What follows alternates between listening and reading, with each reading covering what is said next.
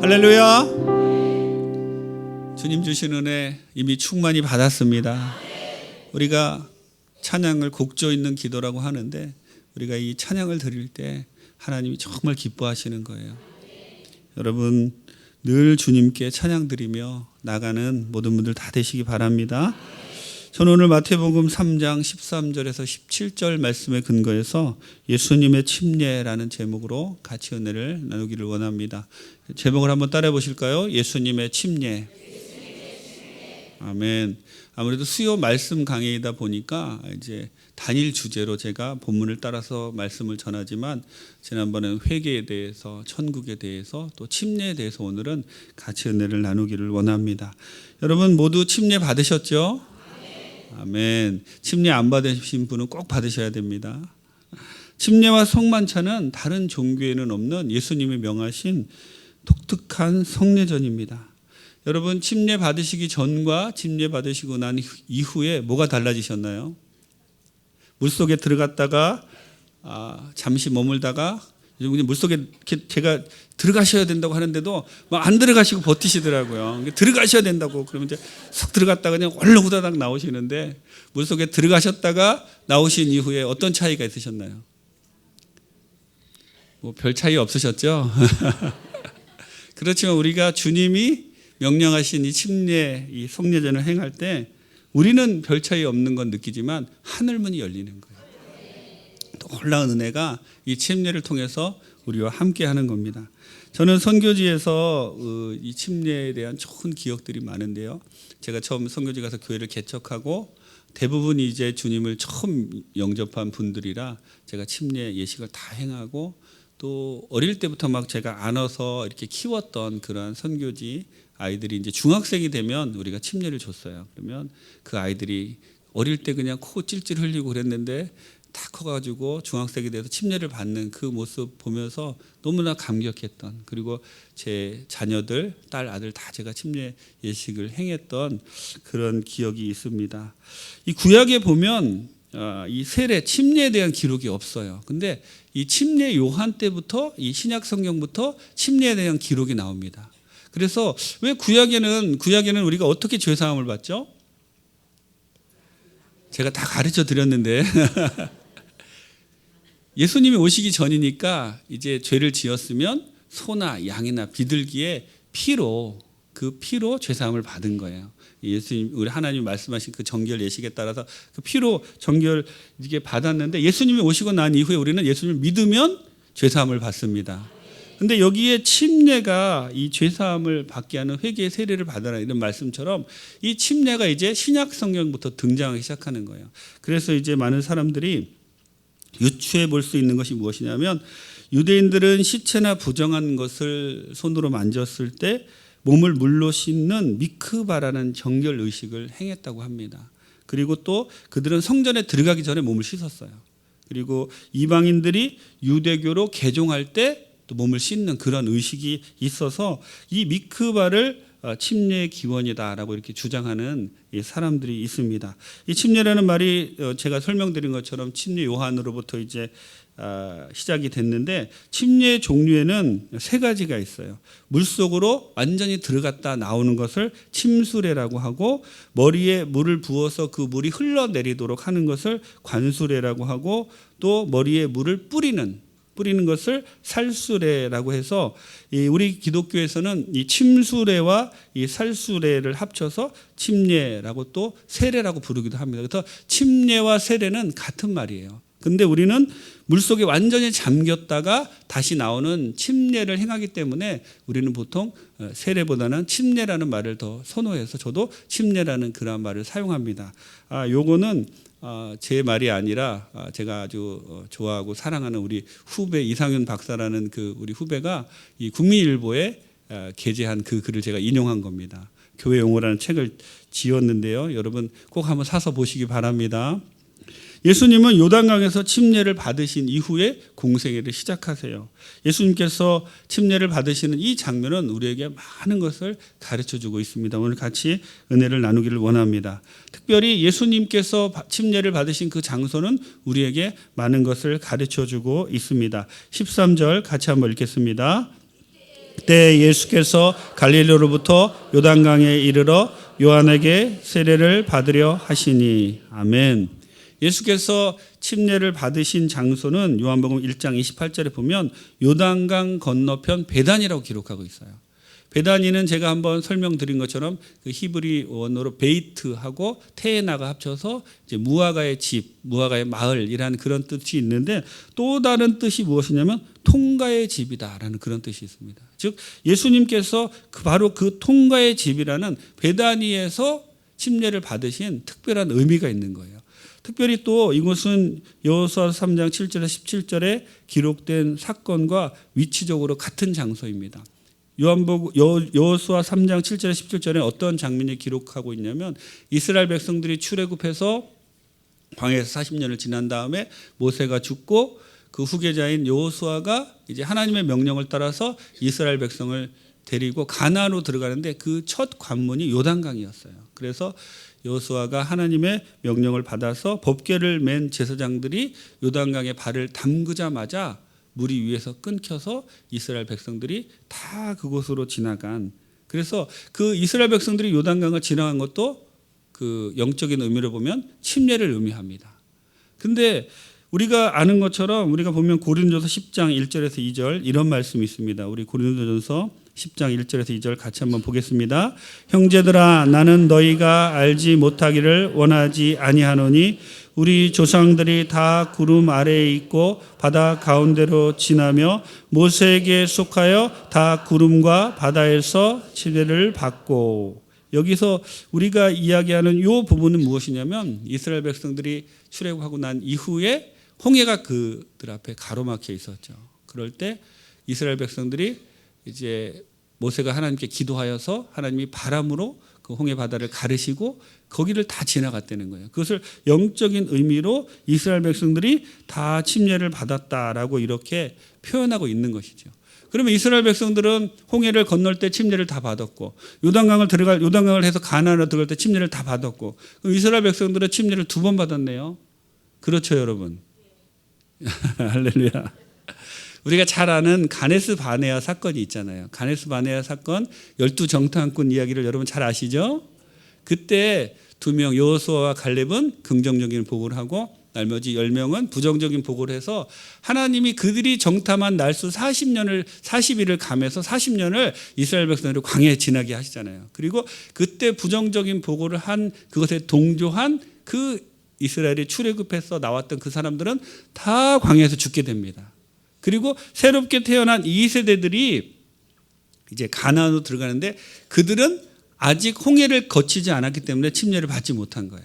그래서 요단강을 건널 때 2세대들, 그때 주님을 태어나지 않았던, 그래서 광야에서 태어난 그 사람들이 다 요단강을 통해서 침례를 받고 지나간 것이라고 볼 수가 있습니다. 여러분, 왜 통과의 집, 이 통과라는 것이 무슨 뜻일까요? 이 통과의 집, 베다니에서 예수님이 침례를 받으신 것은 무슨 뜻이냐면 반드시 이 침례를 통과해야 우리가 천국에 갈 수 있다는 거예요. 여러분, 이 하나님이 명하신, 예수님이 명하신 이 침례, 이것을 우리는 반드시 그 말씀에 순종해서 행해야 됩니다. 우리는 주님의 이름으로 거듭난 사람이지만, 주님의 이름으로 거듭나서 천국으로 옮겨진 사람이지만, 우리가 천국으로 옮겨졌다는 그 증표를 침례를 통해서 나타내 보여줘야 되는 거예요. 이것이 굉장히 중요합니다. 그러므로 예수 믿는 사람들, 주님을 나의 주님으로 모시는 사람들은 모두 다 침례를 받아야 되고, 침례를 받을 때 예수님이 요단강 그 베다니에서 침례를 받으실 때 하늘문이 열린 것처럼 우리가 예수 믿고 거듭나고 주님의 사람입니다라고 우리가 모든 사람들 앞에서 침례를 받을 때도 하늘문이 열리고 하늘의 생명책에 우리의 이름이 기록되는 거예요. 그러면 우리는 다 예수 믿는 사람들은 반드시 침례를 받아야 됩니다. 혹시 여러분 가운데 아직도 침례 받지 않으시는 분들은 꼭 신청하셔서 침례를 받으시는 여러분 다 되시기를 주님의 이름으로 축원합니다. 예수님은 우리에게 이렇게 가르쳐 주셨어요. 요한복음 13장 14절에 보면 내가 주와 또는 선생이 되어 너희의 발을 씻겼으니 너희도 서로 발을 씻기는 것이 옳으니라. 즉 예수님이 친히 침례를 통해서 본을 보여주셨으니 예수님을 믿는 모든 우리들은 당연히 예수님을 따라서 침례를 받아야 된다라는 그러한 뜻입니다. 이것을 통하여 다른 사람들에게 여러분이 크리스찬이라는 것을 나타내는 모든 분들 다 되시기를 주님의 이름으로 축원합니다. 두 번째로 본문을 통해서 우리가 배울 수 있는 것은 침례는 베푸는 사람에 의해서 달라지지 않아요. 14절 같이 한번 읽겠습니다. 요한이 말려 이르되 내가 당신에게서 침례를 받아야 할 터인데 당신이 내게로 오시나이까. 아멘. 요한은 예수님을 보는 즉시 알았어요. 저분이 예수님이시구나. 저분이 메시아구나. 그래서 자기가 침례를 베풀 것이 아니라 오히려 자기가 예수님께 침례를 받아야 할 존재인 것을 알았죠. 그래서 예수님 오실 때 거부합니다. 그런데 주님은 그렇게 말씀하시지 않고 내가 이것을 하여 하나님의 의를 이루는 것이 합당하니까 이제는 허락하라라고 말씀을 하시죠. 이것은 요한 그 자신이 개인적으로는 부족하여도 그가 베푼 침례의 효과는 조금도 부족함이 없음을 예수님이 나타내 보여주고 계신 거예요. 우리는 누구에게 침례를 받았느냐가 문제가 아니라 받는 내 자신의 고백이 분명했던가. 여러분 침례 받기 전에 분명히 우리 침례를 주시는 분이나 침례 문답을 하시는 분들이 물어보시죠. 예수님은 누구십니까? 그리고 또 예수님을 주님으로 영접하십니까? 그거 구원의 확신을 체크하잖아요. 그리고 성부와 성자와 성령의 이름으로 의지하고 받았느냐, 이것이 중요하지. 여러분 우리는 침례는 반드시 성부와 성자와 성령의 이름으로 받아야 됩니다. 어떤 목사님 이름으로 받아도 안 되고요. 어느 누구의 이름으로도 침례를 받으면 안 되는 거예요. 우리는 성부와 성자와 성령의 이름으로 침례를 대신 주시는 그분의 위임을 받아서 대신 주시는 목사님에 의해서 침례를 받는 거지, 절대로 어느 누구에 의해서 침례를 다른 사람, 인간 어느 누구의 이름으로 침례를 받는 것이 아닙니다. 그러므로 우리가 침례를 베푸는 사람을 의지하는 것이 아니라 침례 위에 그 침례를 주시는 하나님을 의지하고 바라봐야 됩니다. 성부와 성자와 성령의 이름으로 우리가 침례를 받았으니 우리를 해할 자, 그리고 우리가 하나님의 자녀가 된 이 신분을 해할 자는 아무도 없는 것입니다. 제가 선교지에 가서 이제 침례를 많이 베풀었더니 우리 교회 성도님들 중에 또 다른 교회에 제가 가서 복음을 전하는 분들이 다시 침례를 받고 싶다는 거예요. 그래서 내가 왜 그러십니까? 그랬더니 예전에 받았는데 기억도 없고 그 예전에 그 받았던 사람이 마음에 안 든다는 거예요. 그러니까 목사님이 침례를 주시라고. 그래서 내가 그게 아니라 다 설명해도 안 돼요. 그리고 또 우리 말레이시아가 이 이슬람이 강한 그런 이슬람 국가임에도 불구하고 소수의 그러니까 말레이시아가 많은 종족이 있는데요. 그 말레이족은 무조건 무슬림이고 그 사람들에게 복음을 전하면 이제 감옥에 갑니다. 그런데 여러 소수 부족들이 있어요. 이반족도 있고, 제가 섬기는 이반족도 있고, 뭐 클라빗이나 룸바왕이나 여러 족속들이 있는데 아직 복음이 전해지지 않은 족속에게는 복음을 전해도 되는 거예요. 그런데 참 독특한 법이 무엇이냐면 우리는 이 이름을 한번 바꾸려면 법원에 가서 이제 그 재판을 하고 이름을 바꿔야 되거든요. 근데 선교지 사람들은 침례 증서에 자기 이름을 바꿨으면 그것이 자기 이름이 되는 겁니다. 관공서에서 그걸 허락해 줘요. 그러니까 지금 목사님 내가 이름이 마음에 안 드니까 내 이름 바꿔야 되니까 나한테 침례를 주십시오. 막 이런 분들이 있으셨어요. 근데 제가 그런 것에 대해서 잘 설명을 하면서 정 그러시면 그냥 침례 증서를 새로 드리겠습니다. 침례 증서는 새로 드리지만 다시 침례를 받는 것은 하나님의 뜻에 어긋나니까 그렇게 하지 않고 그냥 이렇게 제가 잘 설득해서 그분들에게 침례에 대해서 잘 가르쳤던 그런 기억이 있습니다. 여러분들도 어느 누구에게 받았다고 마음에 안 든다고 다시 오시지 마시고 한번 받으실 때 그 받으신 것이 성부와 성자와 성령의 이름으로 다 받으신 거예요. 그러니까 절대 걱정하지 마시고 주님 주신 내 신분이 이제는 주님 사랑하는 자녀로 옮겨졌다라는 마음을 가지시고 안심하시고 신앙생활하는 여러분 되시기 바랍니다. 셋째로 침례의 진정한 의미에 대해서 같이 살펴보기를 원합니다. 16절부터 17절 같이 한번 읽겠습니다. 예수께서 침례를 받으시고 곧 물에서 올라오실새 하늘이 열리고 하나님의 성령이 비둘기같이 내려 자기 위에 임하심을 보시더니 하늘로부터 소리가 있어 말씀하시되 이는 내 사랑하는 아들이요 내 기뻐하는 자라 하시니라. 아멘. 침례의 진정한 의미는 여러분 분리입니다. 내가 물에 잠겼다가 나오는 순간 세상과 내가 분리되는 것이며 옛 사람과 새 사람이 분리되는 거예요. 또 마귀에서 분리되는 것이며 사망에서 분리되는 것이며 이 세상의 모든 것들과 분리됨을 의미합니다. 그러므로 우리는 분리된 삶을 살아야 돼요. 예수님이 공생의 전까지는 사실 예수님의 그 사역에 대해서 많이 드러나 있지 않아요. 12살 때 이제 성전에 가신 것, 뭐 이런 것만인데 예수님이 침례받고 나신 이후에 공생애를 시작하시는 것, 우리에게 많은 것을 시사합니다.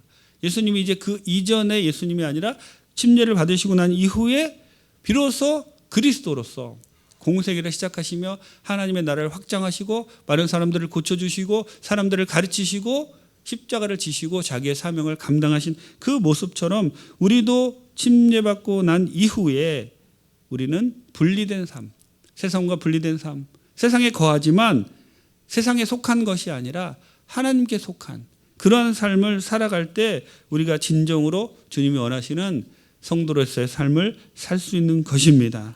주님이 침례를 통해서 우리에게 주시는 은혜는 제가 앞에도 말씀드린 것처럼 예수님을 주님이라고 부르는 사람은 모두 침례를 받아야 됩니다. 두 번째로 굉장히 중요한 포인트인데요. 여러분 기억하실 것이 주님이 침례를 통하여 거룩해진 것이 아니라 주님은 침례를 거룩하게 만드신 거예요. 여러분 이것을 잘못 이해하면 예수님이 뭔가 부족한 분으로 이해되어질 수 있는데 절대 그런 것이 아니에요. 예수님은 하나님이십니다. 이 땅에 오셔서 인간의 몸을 입으셨지만 예수님은 하나님이시고 완전한 분이시기 때문에 예수님의 침례를 받으심으로 침례가 완전해진 거예요. 예수님이 부족했기 때문에 침례를 받으시고 완전해지셨다. 이렇게 되면 이단으로 가는 겁니다. 잘못 알고 있는 거예요. 그러니까 우리는 늘 기억해야 될 것이 무엇이냐면 아브라함이 할례를 받음으로 의로워진 것이 아니라 아브라함이 의롭게 되니까 하나님이 이제는 할례를 받아라. 그 증표로 할례를 받으라 라고 이렇게 말씀하신 것처럼 예수님이 할례를 받고 의롭게 되신 것이 아니라 예수님이 침례를 받고 의롭게 되신 것이 아니라 예수님이 침례를 받으시니까 침례가 의롭게 되고 완전하게 된 것을 여러분 믿으시길 바랍니다. 주님은 침례를 받으심으로 침례를 인정하신 것이고요. 구약에는 짐승의 피로 죄사함을 받았지만 신약은 침례로 주님이 이것을 인정하셨기 때문에 침례를 받는 사람들이 죄사함을 받게 되는 것입니다. 또 주님은 겸손한 모습으로 침례를 받으셨어요. 즉 침례 요한이 만류함에도 불구하고 주님은 겸손한 마음으로 침례를 받은 것처럼 우리들도 주님의 겸손함을 배워야 할 줄 믿습니다. 제가 또 말씀드린 것처럼 침례는 주님의 공생의 출발이었고 이 침례를 통하여 예수님은 많은 사람에게 주님이 그리스도 되신 것을 전파하는 놀라운 역사가 있었습니다. 우리들도 주님을 본받아 침례받은 사람이면 새 삶을 살아야 되는 거예요. 여러분 이것은 계속해서 제가 이제 여러분에게 말씀을 드릴 텐데 주님이 우리를 구원하셨고 우리에게 사명을 주셨고 천국으로 이끄실 것인데 이 사명을 감당하는 사람은 옛사람은 절대로 이 사명을 감당할 수 없어요. 왜냐하면 옛사람은 우리를 자꾸 죄악으로 끌어내립니다. 옛사람은 우리를 자꾸 넘어뜨리려고 합니다. 옛사람은 자꾸 우리를 화나게 해요. 옛사람은 자꾸 다른 사람이 우리보다 잘 되는 것을 못마땅해 하고 교회 안에서도 서로 질투하고 질시하고 자기 뜻만을 계속해서 이루려고 하는 것이 옛사람이에요. 하지만 새사람은 어떤가요? 새사람은 모든 것을 양보하는 사람입니다. 새사람은 나보다 다른 사람이 더 잘 되기를 원하는 사람이에요. 새사람은 주님이 기뻐하시는 일이면 내가 손해보는 것을 감수하는 사람입니다. 새사람은 이 공동체가 살아나는 것이 내 자존심을 세우는 것보다 더 그것이 소중하다는 것을 아는 사람입니다. 여러분 우리가 왜 자꾸 이 안에서 서로 다툼이 일어나고 서로 어려운 가운데 지나나요? 나를 알아주지 않는다는 거예요. 내가 그동안 이렇게 수고하고 애썼는데 왜 나를 안아주지 않습니까? 왜 목사님은 나를 안 안아주고 또 우리 지역장인 구역장 왜 나를 안 알아주고 그런 여러 가지 일들이 나를 알아달라는 것인데 주님은 침례 요한에게 겸손하게 침례를 받으셨어요. 그러므로 사람이 알아주지 않더라도 하나님이 여러분을 알아주십니다. 예수님이 침례를 받으실 때 사람들은 몰랐어요. 예수님이 침례를 받으시고 뭐 요한만 알았죠. 근데 그때 중요한 것은 요한이 본 것이 무엇입니까? 하늘문이 열리고 성령이 비둘기같이 내린 거예요. 우리가 이 안에서 공동체를 살리기 위해서, 주님이 주신 이 아름다운 공동체를 살리기 위해서 내가 양보하고 내가 정말 손해보고 내가 그를 위해서 기도하고 하면 사람들은 몰라줄 거예요. 계속해서 나를 무시할 수도 있어요. 하지만 그때 하늘문이 열리는 겁니다. 그때 하늘문이 열리고 하늘로부터 응답이 내려오는 거예요. 여러분, 이러한 놀라운 은혜를 체험하는 여러분 되시기를 바랍니다. 절대로 옛사람으로는 하나님께 영광 드릴 수가 없어요. 새사람으로 거듭나서 주님이 보시기에 아름다운 모습, 변화된 그 모습으로 점점 변해가는 여러분 되시기를 주님의 이름으로 축원합니다. 여러분, 기독교는 특별히 우리 오순절은 우리가 이야기할 때 점진적인 변화가 있고 순간적인 변화가 있어요. 하지만 우리 오순절 이 신학에서 말하는 변화는 순간적인 변화도 있고 점진적인 변화가 있는데 순간적인 변화를 더 우선시하는 겁니다. 우리가 예수 믿을 때 완전히 변화됐다는 거예요. 그리고는 이 땅에서 살아가면서 조금씩 더 주님 닮은 그 형상으로 변해간다는 그것이 우리 순복음의 신학이고 오순절의 신학입니다. 여러분들 매일매일이 달라지는 여러분 되세요. 어제보다 오늘이 나아져야 되고요. 오늘보다 내일이 나아져야 되고, 작년보다 올해가 나아져야 되고, 올해보다 내년이 더 나아져야 되고, 아멘만 하지 마시고 그렇게 변하신 여러분 되시기 바랍니다. 제가 보니까 아멘은 잘하시는데 몸은 그렇게 안 따라오시는 거예요. 그러니까 제가 계속 말씀드리는 겁니다. 저도 이렇게 답답한데 우리 주님이 보시기에 얼마나 답답하시겠어요. 여러분, 변하시기 바랍니다. 그렇다고 또 아멘을 안 하시면 안 됩니다. 아멘도 하시고 변하기도 하시고, 그리고 주님 주시는 놀라운 은혜를 체험하며 나갈 때 하나님께서 여러분의 기도에 응답해 주십니다. 하나님께서, 제가 말씀드리잖아요. 왜 우리 교회를 이 땅에 주셨냐고. 천국을 미리 조금 맛보라는 거예요. 여러분, 천국을 미리 여기서 조금 맛보는 분들도 있고요. 아휴, 저런 천국이면 나는 안 가겠다, 이런 분들도 있고, 여러분 하기에 달린 거예요. 내가 와서 이 공동체를 위해서 정말 기도하고 수고하고 애쓰면 이곳에서 정말 놀라운 천국을 체험하게 되실 줄 믿습니다. 오늘 우리 예수님의 침례에 대해서 배웠는데, 우리는 모두 다 주님이 본을 보이신 침례를 받고, 그리고 우리는 주님과 같이 거듭난 사람들이에요. 그러므로 오늘 이후로 더욱 자부심을 가지세요. 세상 사람들이 나를 뭐라고 하든 전혀 걱정하지 마시고, 나는 주님의 놀라우신 사랑을 받는 사람이다, 이 자부심을 가지시고 세상에 나가서 당당히 어깨 펴시고, 문제 조금 있더라도 전혀 걱정하지 마세요. 주님이 다 해결해 주십니다. 신분이 바뀌었는데 뭐가 문제겠어요. 이미 우리는 신분이 바뀐 사람들이에요. 그러니까 그 신분에 따라서 살아가는 여러분 다 되시기를 주님의 이름으로 축원합니다. 기도하시겠습니다. 좋으신 하나님, 감사합니다. 주님께서 오늘 예수님의 침례를 통해서 우리에게 말씀해 주시니 감사합니다. 주님께서 침례를 받으심으로 하늘 문이 열린 것처럼 우리가 주님 따라서 모두 다 신분이 바뀐 것 감사를 드립니다. 주님, 이 침례가 세상과의 분리를 의미한다는 것 오늘 말씀을 통해서 배웠습니다. 우리도 세상과 분리되어 새 사람을 입으며 살아가는 우리 모두가 다 될 수 있도록 주님이 도와주옵소서. 오늘 우리가 기도할 때 하늘문이 열리게 도와주옵시고, 오늘 우리가 기도할 때 모든 문제 다 해결받게 도와주옵시고, 오늘 우리가 기도할 때 병든 몸 치유받기를 원합니다. 우리가 신분이 바뀐 사람으로서 더 이상 병마에 시달리지 않게 도와주시고, 세상 문제에 시달리지 않게 도와주시고, 주님 자녀로서 거룩한 주님의 사역을 감당하는 우리 모두가 다 될 수 있도록 주님 붙잡아 주옵소서. 주님께서 함께 하실 것을 믿고 감사드리며 예수님의 이름으로 기도드립니다. 아멘.